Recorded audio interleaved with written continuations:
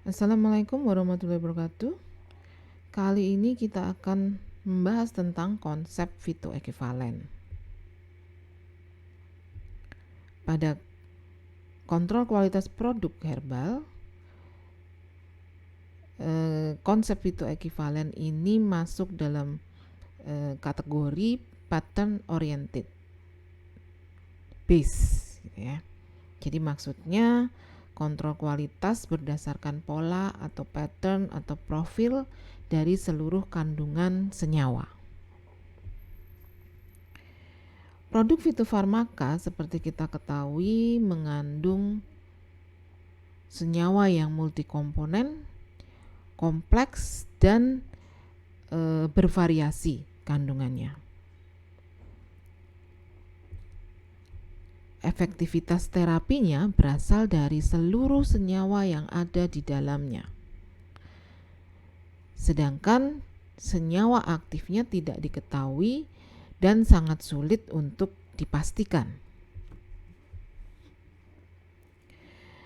Kembali lagi yang sudah pernah saya sampaikan bahwa bahan aktif dari produk fitofarmaka adalah multikomponen yang kompleks, ya, dari campuran yang kompleks, di mana di dalamnya terdapat banyak senyawa yang akan bekerja bersama secara sinergis sehingga menghasilkan atau berkontribusi terhadap efek terapeutik dari produknya. Untuk itu, pada kontrol kualitas akan diterapkan dua dasar, yaitu compound oriented base berdasarkan senyawa dan yang satunya berdasarkan pola atau pattern. Nah, yang pertama kita akan membicarakan tentang compound oriented base atau kontrol kualitas berdasarkan senyawa.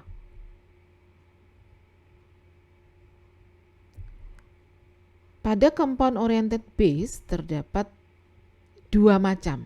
Yang pertama adalah single compound dan yang kedua adalah multi compound. Untuk yang single compound, maka targetnya akan didasarkan pada satu senyawa saja atau satu golongan senyawa.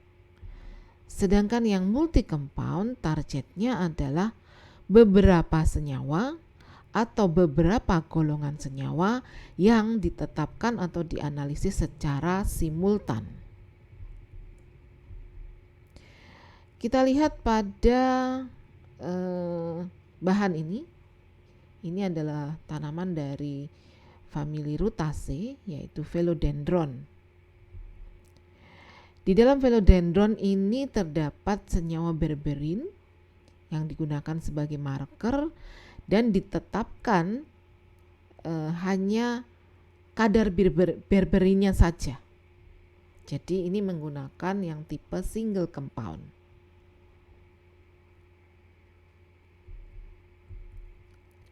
Nah, ini berberin terlihat pada peak nomor 6, ya, dari ekstrak Philodendron. Untuk contoh yang single compound tapi menggunakan golongan senyawa, kita lihat pada 3 tanaman ini, yaitu Melissa officinalis atau lemon balm, Mentha piperita atau mint, dan Salvia officinalis atau sage. Ini menggunakan golongan senyawa phenolic compound atau flavonoid compound, ya. Jadi ini menggunakan satu golongan senyawa. Di sini diketahui kadarnya untuk golongan senyawa tersebut, gitu ya. Nah, untuk yang multi compound marker, gitu ya, kita lihat pada kunyit atau curcuma longa, di mana kunyit itu mempunyai 3 kurkuminoid, yaitu kurkumin, demetoksikurkumin, dan bis-demetoksikurkumin. Kita lihat pada pola kromatogramnya di situ terdapat 3 senyawa ya. Ini 3 senyawa major gitu ya. 3 senyawa kurkuminoid ini. Nah, ini bisa saja ditetapkan hanya single compound kalau yang ditetapkan hanya kadar kurkumin saja. Tapi menjadi multi compound kalau secara simultan juga menetapkan kadar demetoksi dan bisdemetoksi selain kurkumin. Jadi ada 3 senyawa yang akan ditetapkan. Nah, namun juga senyawa kunyit ini bisa ditetapkan dengan menggunakan golongan senyawa seperti terlihat di sini. Nah, kalau yang ditetapkan golongan senyawa, golongan kurkuminoidnya, maka kadar masing-masing dari 3 senyawa itu dijumlahkan menjadi total kurkuminoid, atau juga pada saat membuat kromatogram 3 senyawa ini digabung menjadi satu spot dengan eluen tertentu ya. Jadi pada kunyit ini bisa single compound, bisa multi compound yang senyawa, bisa juga multi compound yang golongan senyawa.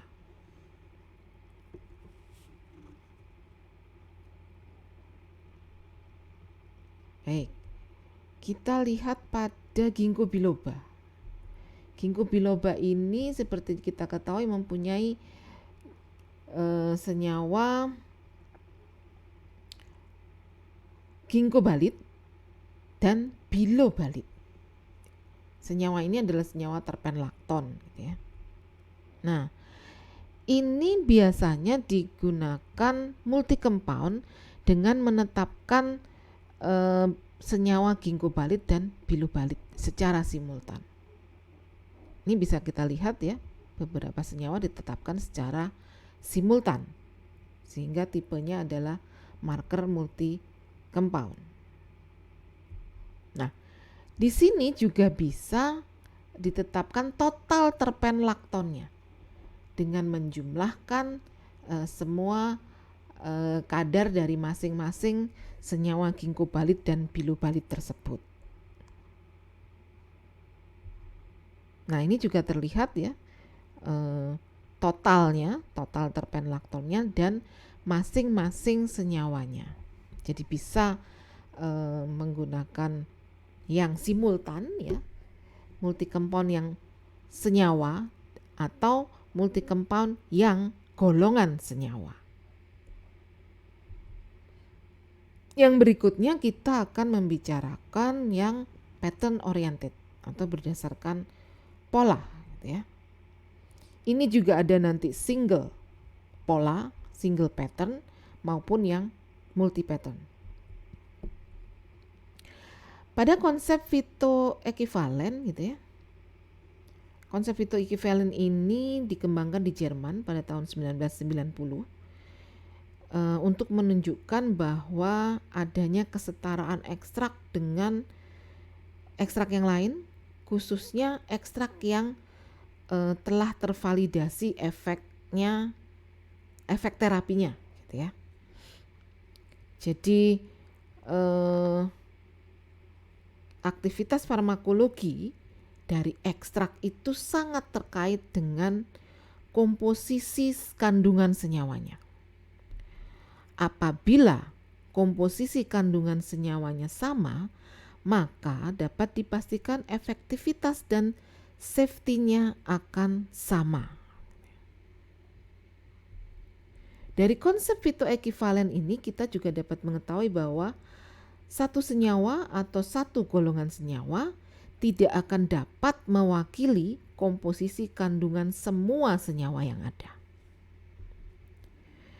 Efektivitas terapi yang dihasilkan bukan merupakan jumlah dari aktivitas terapi masing-masing komponen yang ada. Sehingga kesatuan dari seluruh kandungan ini tidak bisa dipisahkan. dan harus dianggap sebagai satu kesatuan bahan aktif produk yang multikomponen. Sehingga juga komposisi seluruh kandungan yang telah terbukti secara klinis ini nantinya akan menjadi standar reference dari fingerprint atau profil dari kandungan senyawa. Bahan aktif dari produk fitofarmaka adalah bahan yang multikomponen, kompleks gitu ya, dan bekerja secara sinergis menghasilkan efek terapeutik bersama-sama, jadi harus diperlakukan sebagai satu kesatuan walaupun terdiri dari berbagai komponen gitu ya. Dan metode analisis yang paling sesuai adalah kromatogram fingerprint. Nah, kita akan membahas tentang chromatographic fingerprint gitu ya. Chromatographic fingerprint adalah pola kromatogram dari senyawa multikomponen sebagai bahan aktif yang menunjukkan karakteristik aktif farmakologi dan karakteristik secara kimia.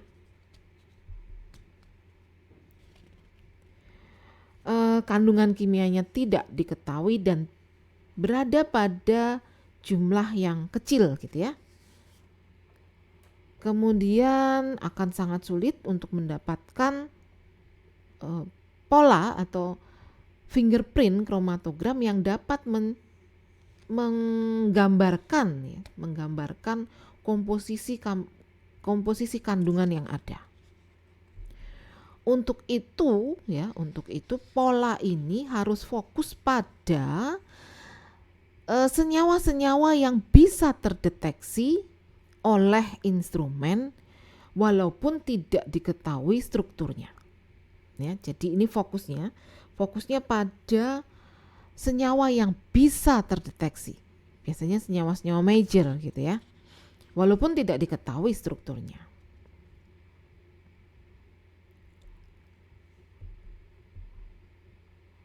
Nah,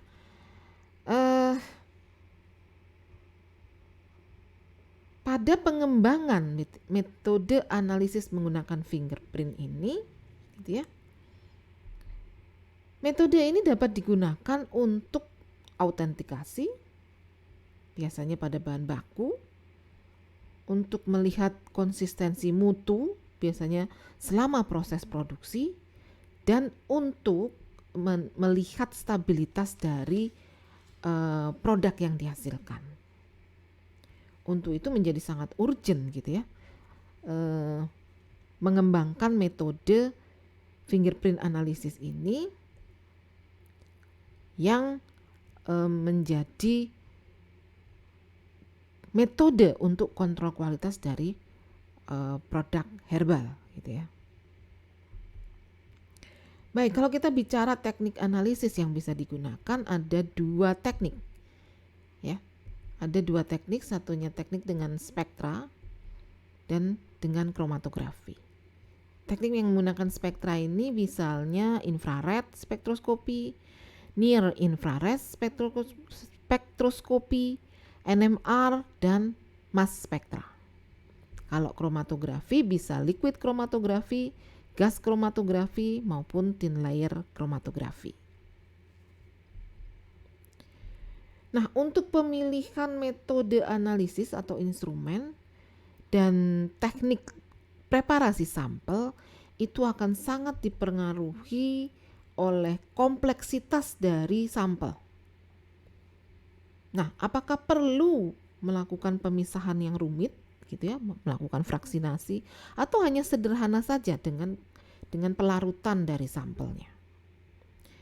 Kemudian kondisi alami dari kandungan yang kita prediksi ada di dalamnya. Misalnya kita memprediksi ini kandungan yang ada adalah bentuknya glikosida. Namun ternyata dari proses preparasinya bahan ini terhidrolisa menjadi aglikonnya sehingga tidak terdeteksi. Yang ketiga adalah pengaruh dari matriks gitu ya. bisa saja matriks ini mengganggu proses analisis sehingga harus dipisahkan lebih dulu. Dan yang terakhir tentunya adalah cost benefit ratio gitu ya. Apakah proses ini sangat rumit gitu ya, kemudian menjadi sangat mahal untuk bisa diterapkan. Namun apabila dari proses itu sudah dapat menghasilkan atau fingerprint yang terstandar gitu ya, walaupun ini tentu saja tidak mudah gitu ya, melalui serangkaian proses optimasi, validasi gitu ya. Tapi begitu kita sudah mendapatkan fingerprint terstandar, maka langkah selanjutnya adalah mengekstraksi atau mentranslate gitu ya, data fingerprint tersebut menjadi data angka sehingga bisa dibandingkan.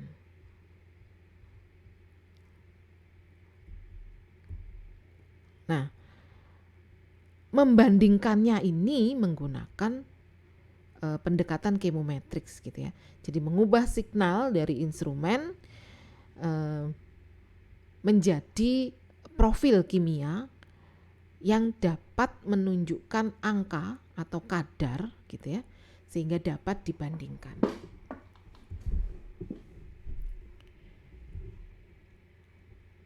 Nah, selanjutnya analisa chemometrik ini ada 2 tahap gitu ya.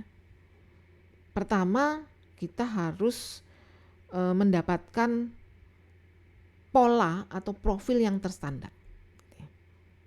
Yang kedua, langkah selanjutnya adalah menentukan similarity-nya. Untuk mendapatkan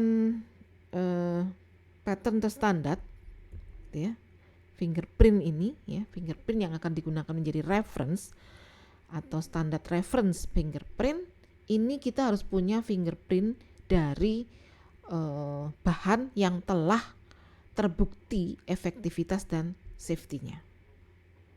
Sehingga nanti sampel akan dibandingkan ya, similarity-nya dengan fingerprint yang telah terstandar tersebut.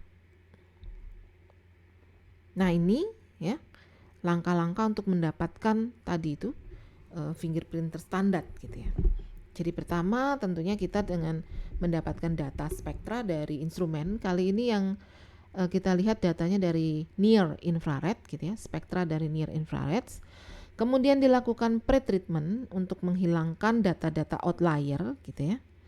Kemudian memilih atau menentukan range panjang gelombang yang akan kita gunakan.